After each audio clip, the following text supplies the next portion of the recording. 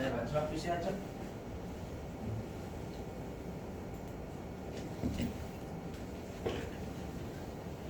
보시고요. 자, 여기는 여러분들 실기하고 되게 관련성이 많아요. 여기는 좀 외워주셔야 돼요. 자, 보시면 세금을 부과하는 방식이에요. 소득세에 세금을 부과하는 방식인데 그 나중에 배우시게 될 건데요. 여러분들 우리가 그 아까 소득세가 소득의 원천별로 과세한다라고 했었잖아요. 그죠? 근데 소득세가 총 원래 8가지예요. 8가지. 8가지 중에 우리 시험에 나오는 건 요 6가지거든요. 보시면 그 여기 뭐 이자 여기 다 뒤에 소득이 생략돼 있다고 보시면 돼요. 이자 소득, 배당 소득, 사업 소득, 근로 소득, 연금 소득 여기까지는 모르실 분 잘 없으세요. 대략적인 감은 오시죠? 주로 기타 소득 아까 했지만 일시적인 소득을 예외적으로 과세하고자 할 때 우리가 기타 소득이다라고 하거든요. 그리고 여기 퇴직 소득, 양도 소득 이렇게 8가지 원래는. 근데 여러분 우리가 퇴직 소득하고 양도 소득의 특징이 있는데 뭐냐면 여러분들 퇴직 소득은 대략 뭔지 알고 계시죠? 퇴사를 1년에 한 번씩 해요? 그렇진 않죠 여러분들. 그리고 양도소득은 개인이 부동산을 팔았을 때 세금을 부과하는 거거든요. 일반적으로 개인이 부동산 팔 때는 장기간 가지고 있죠. 그죠? 투기 목적이 아닌 이상은. 그 말은 뭐냐면 이 퇴직소득하고 양도소득은 얘네들 특징이 장기간에 걸친 소득이다라는 거예요. 그렇죠? 장기간에 걸친 소득에 대해서 여러분들 우리가 누진세율로 과세를 하잖아요. 아까 최대 45%다라고 했었죠. 그죠? 그럼 우리가 장기간의 소득은 당연히 소득이 되게 많겠죠. 엄청나게. 그죠? 걔네들에 대해서 누진세율을 채택을 하면 세금 폭탄이 떨어져요. 거의 원자 폭탄급으로. 그러다 보니까 장기간에 걸친 소득에 대해서는 별도로 분류를 해서 다른 세금의 부과 체계를 쓰겠다라고 해서 얘네들을 분류과세다라고 그래요. 말문제 대비하시는 거고. 그렇죠? 퇴직소득하고 양도소득은 우리가 분류과세다라고 정의를 많이 하고요. 보시면 자 여기 이자 소득부터 기타 소득까지는 1년에 한 번쯤은 발생할 수 있는 소득이죠. 그렇죠? 이런 소득 우리가 종합소득이라고 해요. 그래서 우리가 뭐 종합소득세 신고한다라고 하잖아요. 근데 그 종합소득세는 이 6가지 소득을 합친 거 우리가 종합소득이라고 해요. 아셨죠? 그래서 1년에 한 번쯤은 발생할 수 있는 소득들이고요. 가급적이면 여러분 앞짝 가서 외우시면 돼요. 입에서 그냥 기라고. 됐죠? 그래서 우리 아까 한 명의 개인이 여러 가지 소득이 있으면 누진세율로 세금을 여러분들 신고를 해야 된다면서요. 맞죠? 여기서 여기 누진세율. 그래서 핵심이라는 종합과세는 누진세율이고요. 그 다음에 5월 달에 신고를 해야 돼요. 그죠? 왜 신고해야 되냐면 합쳐서 두드려 패는 게 올바른 세금이거든요. 한 사람이 2가지 이상의 소득이 있다면. 되셨죠? 아까도 설명드렸지만 실제로는 우리가 한 사람이 2가지 이상의 소득을 합치는 거 5월 달에 하는 거고 다음 년도. 실제로는 내가 소득이 한 가지씩 있을 때마다 그 소득에 대해서만 원천징수를 한단 말이에요. 맞죠? 그래서 여기 원천징수로 납세 의무가 끝나진 않아요. 끝나지 않고 5월 달에 합쳐서 다시 정확한 세율을 신고하라는 거예요. 누진세율로. 아시죠? 이 원천징수로 끝난 건 다음 연도 5월 달에 신고할 때 기납부 세율을 빼줍니다. 아까 했었죠 여러분들 2,500만 원 빼주는 거. 맞죠? 그럼 우리가 종합과세 방식이다라고 해요. 맞죠? 근데 여기 있는 분리과세는 뭐냐? 분리과세. 얘는 뭐냐면 반대예요. 종합과세와 완벽하게 반대입니다. 뭐냐면 이 6가지 소득을 종합소득이라고 한다면서요 여러분들. 이 6가지 소득에 대해서 신고를 하지 않는 게 분리과세입니다. 완벽하게 반대예요. 여기. 신고 안 해요. 그리고 합산하지 않습니다. 그냥 각각을 그냥 세금을 부과하고 끝내겠다라는 거예요. 신고는 하지 말고. 그래서 여기 핵심이에요. 원천 징수로 세금을 납부를 한 결과입니다. 그러니까 원천 징수로 납세 의무가 종결된다라고 해서 우리는 이걸 분리 과세라고 불러요. 그러면 얘네들은 일단 합산 안 합니다. 각각의 소득을 얻을 때 세금 뜯기고 끝나는 거예요. 아시겠죠? 그래서 합산, 여기는 합산이고 여기 합산 안 하잖아요. 여기 누진세율, 여기는 각각의 뜯는 세율이 있어요. 원천징수 세율이다라고 봅니다.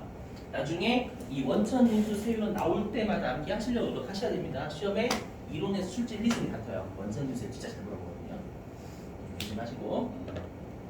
자, 그러면 그러한 소득들이 우리 시험에 나중에 연말정산에서 엄청나게 나오거든요. 이 세 가지를 반드시 달달달 외우셔야 돼요. 지금 하는 이 세 가지 소득은 신고 안 하는 소득들이에요. 진짜 꼭 외우시고 해볼게요. 일단 자 2천만 원 이하인 이자 소득과 배당 소득 합쳐서 금융 소득이라고 했었잖아요. 그래서 2천만 원 이하인 금융 소득은 우리가 5월달에 신고하지 않습니다. 그래서 여러분들이 아마 가끔씩 통장 정리하시다 보면 그 지출이 많은데 가끔씩 우리가 이자가 들어왔다라고 나오잖아요, 여러분들. 맞죠? 결산이자 이렇게 붙죠? 그죠? 그 은행이 여러분들 원천이자 한 거거든요. 근데 여러분들 이자수 신고 안 하시죠? 그죠? 그거 신고 안 해요, 여러분. 2천만 원 이하이기 때문에. 되시겠어요? 근데 만약에 여러분들 친구분이 이자 소득을 신고를 하신대요. 그럼 친구예요, 언니예요? 언니죠, 언니. 신고를 한다라는 건 이자 소득이 2천만 원 넘어간다는 얘기예요. 뭐 은행에 거의 10억이 있을걸요? 맞죠? 거의 10억 넘게 있습니다. 언니죠. 또 형? 맞죠? 농담입니다. 농담입니다. 자, 그거고요. 그 다음에 일용직 근로소득자 분들도 세금을 뜯기고 끝나십니다. 이분들은 연말정산도 안 되고 2월달에, 5월달에 신고도 안 하십니다. 아시죠? 그래서 일용직 근로소득. 자, 그리고 복권도 마찬가지. 여기 복권 슬롯머신 투표권 있죠. 우리가 그 슬롯머신은 여러분들 빠칭코라고 해가지고 그 그림 맞추고 돌아가는 게 있잖아요. 근데 맞죠? 그 뉴스 같은 데 보시면 라스베이거스에서 여러분들 기계가 다 해주고 그림 다 맞추면 여러분들 뭐 배당 받아가는 거 있잖아요. 이거 우리가 슬롯머신이라고 부르고요. 투표권은 뭐 예를 들면 뭐 어떤 경기 맞추거나 그런 것들 있죠, 여러분들. 또 아니면 우리가 어디 말 1등 맞추거나 그러니까 한 방에 인생 역전되는 소득들이라고 생각하시면 되세요. 동그라미 3번은. 네. 그래서 이러한 소득밖에 없다면 신고할 건 없습니다. 네. 그럼 이게 왜 중요하냐? 어떻게 시험에 출제를 하냐면 나중에 어떻게 출제를 하냐면 이렇게 출제하는 거예요. 여기 보시면 이론 있잖아요. 이론에서 그리고 실기에서도 중요하고요. 어떻게 출제를 하냐면 어떤 사람이 이자 소득이 1,000만 원이고요.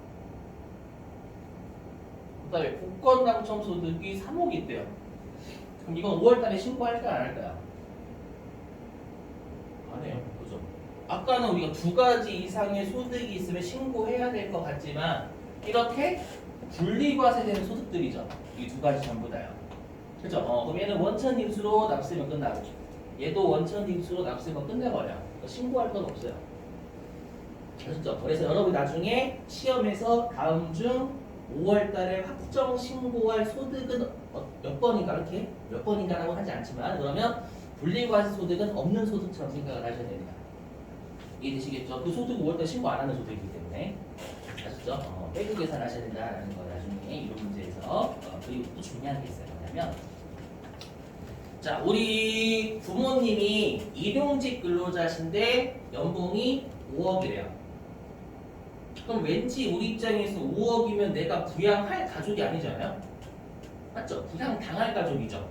연봉이 5억이시니까 일용직이신데 그럼 왠지 안 될 것 같잖아. 내가 못 뺄 것 같죠. 그 부모님을. 그렇죠? 근데 내가 뺄 수 있어요. 그래서 일단 뭐냐면 그 부양가족을 뺄 때 그 부양가족은 신고할 소득이 낮으면 돼요. 들리세요? 신고할 소득이 낮으면 그 부양가족은 내 문제 대상이 됩니다. 그렇죠? 나중에 너무 중요하겠죠. 즉 이러한 소득밖에 없다면 신고할 소득은 없어요. 0입니다. 0. 그 사람은 나의 부양가족이 되는 거야. 뺄 수 있는 부양가족. 되게 외우셔야 되게 달달달달 외우셔야 됩니다, 여러분들. 이건 이론에서 중요하고 실기에도 되게 중요해요. 무슨 말인지 아시겠죠? 어떤 느낌인지. 네.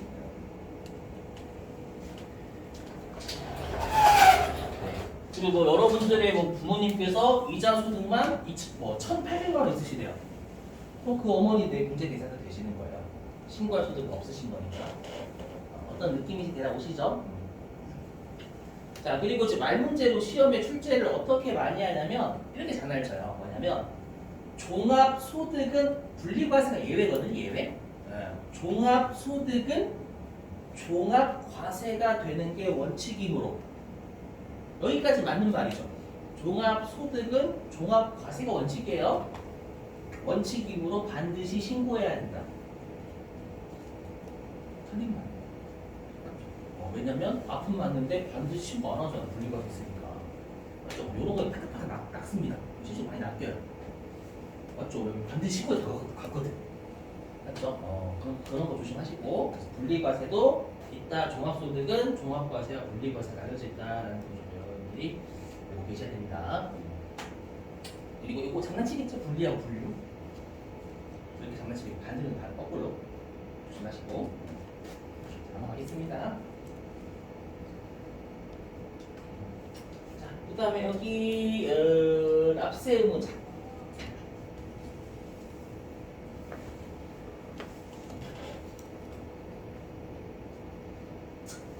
자, 납세 의무자는 여러분들 세무서에 세금을 갖다 내는 자죠. 그죠? 당연히 개인인데요. 그 개인을 거주자와 비거주자로 나눕니다. 근데 주의하실 게 있어요. 뭐냐면 거주자라고 하면 한국 사람 같고요. 비거주자라고 외국 사람 같잖아요. 그게 아니라는 거예요. 법문구에 대입을 해보시면. 여기 거주자.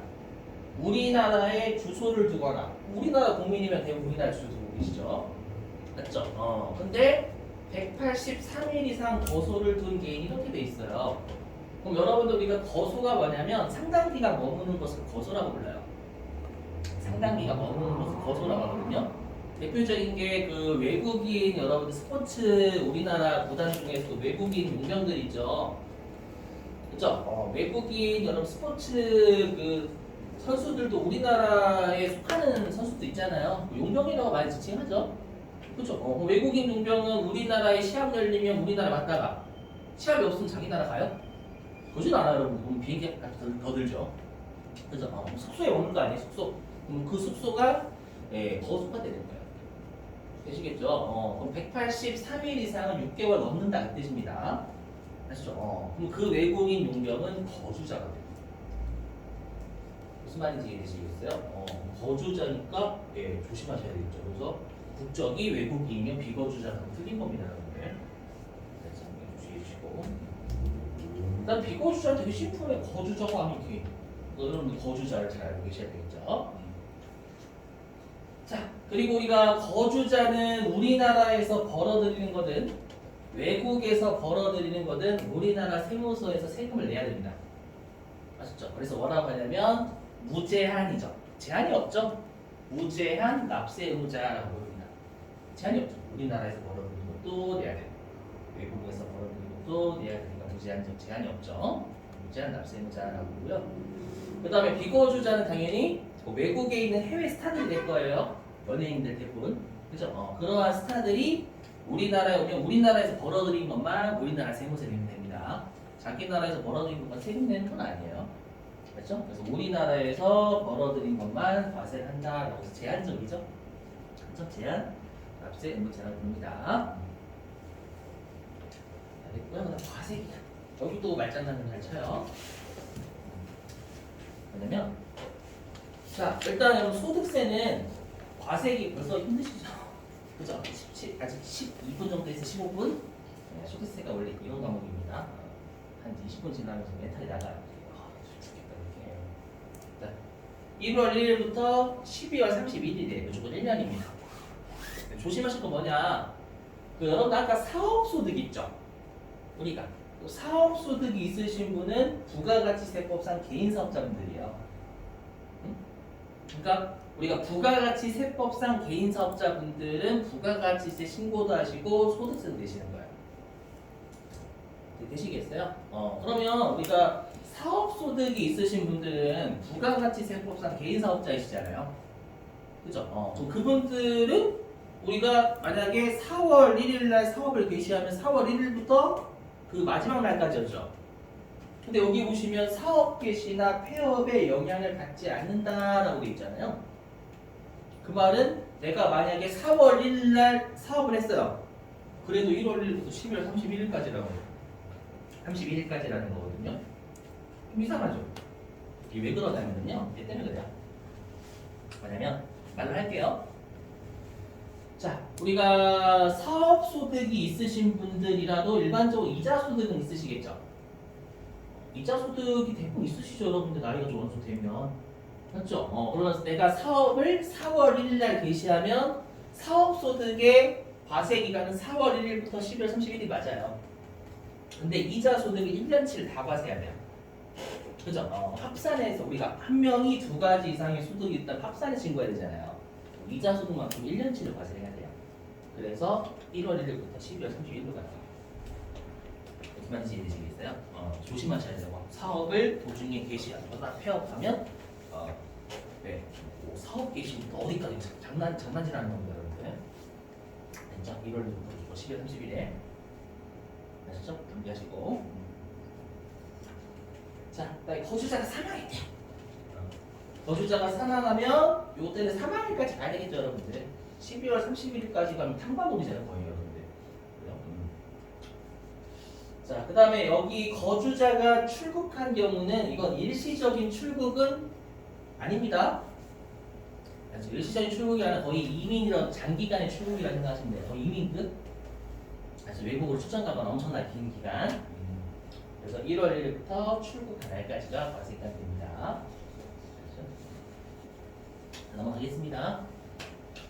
좀만 참으시죠, 여러분들. 여기까지만 하고 마칠게요. 자, 이거는 반드시 외워주셔야 돼요. 종합소득세 계산구조.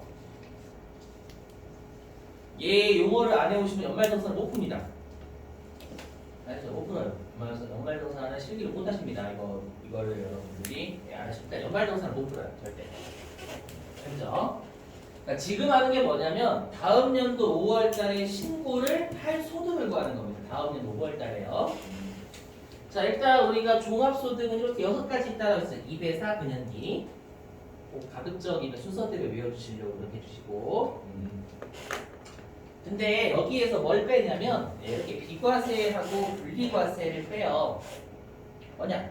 여러분들 비과세는 과세를 안 하니까 뺀다고 생각해 주시고 아시죠? 어차피 신고할 때는 비과세는 신고 안 하는 거잖아요. 그 다음에 분리과세 소득도 빼야 되겠죠. 왜냐? 우리가 지금 5월 달에 신고할 소득 구하는 거거든요. 그래서 내가 예를 들면 제가 일용직 근로자인데 연봉이 1억이에요. 근로소득 1억이 맞아요. 하지만 신고할 소득 0이죠. 그럼 다시 이거 빼야죠, 여러분들. 이해되세요? 그래서 시험에서 어떤 소득이 있는데 분리과세 소득이 얼마 있다면 빼셔야 됩니다, 여러분들. 신고할 소득 아니니까. 아시죠? 그런 문제가 실제로 있어요. 기출로 풀어보시면. 조심하시고. 근데 눈에 보이는 게 얘죠. 사업소득이 뭔가 삐어있어요. 여기 분리과세가 없죠. 그죠? 영어로 사업소득은 종합소득이었잖아요. 아까. 근데 분리과세가 없다라는 건 다 종합과세예요. 이유는 설명드리겠지만 암기사항입니다. 뭐냐면 아까 사업소득이 있으신 분이 개인사업자분이시라는 거죠. 부가가치세법상. 그렇죠. 그분들은 세금 계산서 발행 같은 거 하셔가지고 나중에 신고하시잖아요. 그렇죠. 부가가치 신고하시면 매출이 드러나요, 안 드러나요? 드러나요, 여러분들. 부가가치세법상 매출이 드러나요. 그 말은 뭐냐면 굳이 소득세에서 원천인수할 필요가 없어요. 그렇죠. 원천인수하는 주된 목적이 소득자의 소득을 파악하기 위해서예요. 근데 개인사업자분들은 부가가치세 신고를 하시기 때문에 자신의 소득이 드러나요. 그러니까 원천징수를 할 필요가 없다라는 거야. 소득세법상. 이해되세요? 그럼 소득세에서 원천징수가 안 됐으면 세금 낸 거야, 안 낸 거야? 소득세법상. 안 냈죠. 원천징수 세금 뜯는 건데. 그래서 안 냈으니까 신고 반드시 하는 얘기예요. 그래서 분리가 되는 겁니다. 무슨 말인지 공부하시고. 자, 이렇게 하게 되면 우리가 회계의 수익이 나와요. 수익. 그 수익을 뭐라고 부르냐면 소득세에서는 총 수익 금액이라고 합니다. 너희 아버지 수익 얼마니? 그런 거 쓰잖아요, 여러분들. 너희 아버지 소득 얼마니 받으시 되겠죠? 그래서 총 수익 금액이 회계의 수익과 좀 비슷한 개념이다라고 생각하시면 돼요. 알죠? 이거 외우시고. 자, 근데 우리가 세무 2급에서는 실기를 누굴 내냐면 근로소득자만 내요. 실기를 근로소득자만 냅니다. 알죠? 근로소득자의 용어는 별도로 있어요. 외우셔야 되겠죠? 근로소득자는 수익을 총급여라고 해요. 총급여. 근로소득자는 소득을 총급여라고 표현하니까 단순 암기사항입니다, 여러분들. 다시 외우시도록 해주시고. 시험에 총급여가 얼마다라는 건 근로소득이니까 뜻이에요, 여러분들. 그래서 조심하시고. 자, 근데 우리가 여러분들 신고를 할 때는 수익만 신고하는 게 아니라 비용은 빼고 나머지를 신고하는 거죠. 내가 쓴 게 있는데 쓴 거 차감해줘야 될 거 아니에요? 그죠? 근데 문제는 여러분들 법인은 장부를 적는데 우리가 개인은 장부를 원칙적으로 안 적어요. 여러분들 근로자이신데 장부 안 적으시잖아요. 그죠? 유일하게 장부를 적는 분들이 계십니다. 우리가 개인 우리 소득세 동네에서도 어떤 소득자는 여러분 장부를 적을까요? 누가 적냐면 사업소득자는 장부를 적어야 돼요. 아시죠? 그래서 우리가 법인이나 개인 사업자분들은 장부를 적으셔야 됩니다. 알죠? 네, 못 적으시니까 의뢰하는 거죠. 세무사 사무실이나 이런데 이렇게 되시겠어요? 원칙적으로. 네, 그래서 장부를 적어야 돼요. 사업자 등록하신 분들 법인 얘기하면 사업자 등록 안 하시면 장부 안 적어도 상관없어요. 자, 그래서 이렇게 해가지고 물론 수익이 많으면 장부를 적어야 되겠지만. 자, 그래서 우리가 사업소득은 실제 장부를 적기 때문에 얼마를 쓰는지가 나와요. 그래서 실제 비용을 빼줍니다. 사업소득 같은 경우에 빼줘요. 그리고 기타 소득도 빼줍니다. 기타 소득은 장부를 안 적지만 일시적인 소득이고 복권 같은 건 한 장에 1,000원 사잖아요. 필요경비가 1,000원이라고 환산이 돼요. 그래서 실제 필요경비를 빼준다라고 되어 있습니다. 자, 그리고 우리 이자 소득은 필요 경비가 없어요. 은행에 돈 있으면 이자 들어오는 건데. 그렇죠? 그리고 배당 소득도 엄밀히 얘기하면 주식을 사는 돈 있겠죠, 여러분들. 맞죠? 하지만 필요 경비는 없습니다. 문제는 이 근로소득하고 연금소득이에요. 이 근로소득. 근로소득자는 쓰는 게 있어요, 없어요? 근로소득 얻기 위해서. 있어요. 여러분들 출퇴근하실 때 여러분들 뭐 교통이나 아니면 여러분들 자차 그렇죠? 그거에 대한 비용이 있으시고 식대 같은 거 식비 맞죠? 뭐 사드셔야 될 거 아니에요. 방만 가져야 되니까 맞죠? 여러 가지 각종 쓰는 게 분명히 있어요. 맞죠? 있으신데 문제가 뭐냐면 장부를 안 적으시잖아요. 맞죠? 장부를 안 적으시니까 실제 필요 경비를 몰라요. 세무서에서. 맞죠? 모르니까 어떻게 돼 있냐면 근로소득자는 벌어들인 거에 일정 퍼센트를 빼준다라고 돼 있어가지고 표가 있어요. 그래서 그걸 뭐라고 하냐면 근로소득공제라고 합니다. 그래서 얼마 벌어들이면 몇 퍼센트를 빼주마 이렇게 다 테이블이 있어요, 여러분들. 아시죠? 그래서 그냥 여러분들은 지금 근로소득자는 수익을 총급여, 그다음 비용을 근로소득공제라고 본다를 외우셔야 됩니다. 근로소득자를 연말정산 출제하기 때문에요. 그렇죠? 이렇게 하면 우리가 소득금액이 나와요. 6가지 소득금액. 여기 달라지지 않아요. 그래서 각각 일단 12월 31일 날 이자 소득 금액이 다 6가지 각각 구하는 거예요. 근데 내가 만약에 6가지 소득 금액 중 2가지 이상의 소득 금액이 있으면 합쳐야 되겠죠, 여러분들. 그래서 이자 소득 금액부터 기타 소득 금액까지 합친 거 있죠. 합친 거 우리가 종합 소득 금액이다라고 불러요. 시험에서 종합 소득 금액이다라고 하면 이 6가지의 소득 금액을 더하는 겁니다. 근데 조심하실 게 있어요. 뭐냐면 소득과 총 수익 금액과 소득 금액은 다른 말이에요. 뭐냐, 일단 소득이 있다라는 건 무조건 신고할 건 아닌 거예요. 그쵸? 그 다음에 우리가 총 수익 금액, 총 급여는 비용을 아직 빼기 전입니다. 그리고 소득 금액은 비용을 뺀 후입니다. 달라요. 이거 가지고 낚시를 쳐요.